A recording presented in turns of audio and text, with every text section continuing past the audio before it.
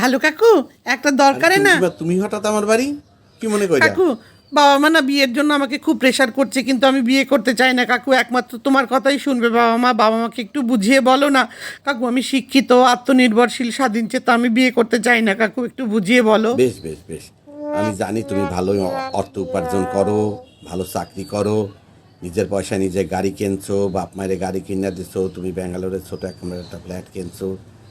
কিন্তু জীবনে অনেক সময় চলতে গেলে অনেক কাজে তুমি ফেলিওর হবা, অনেক কাজে ব্যর্থ হবা। দেখবা পরিকল্পনা মাফিক সব কাজ কইরা উঠতে পারবা না।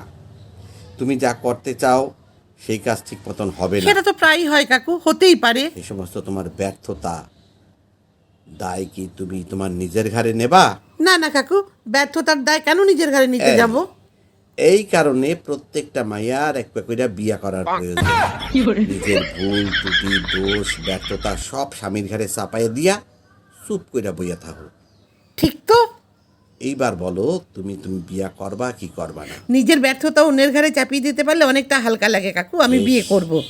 তাইলে আজকে রাত্রিবেলা গিয়া তোমার বাবা মায়ের সঙ্গে কথা কইতে আসি যে মাইয়া বিয়া করতে রাজি হইছে, তোমরা সম্বন্ধ দেখো। ঠিক তো? দারুণ বলেছো কাকু, নিজের যত ভুল ত্রুটি দোষ অন্যায় সব বরের ঘাড়ে চাপিয়ে দিয়ে নিজে চুপ করে বসে থাকবো।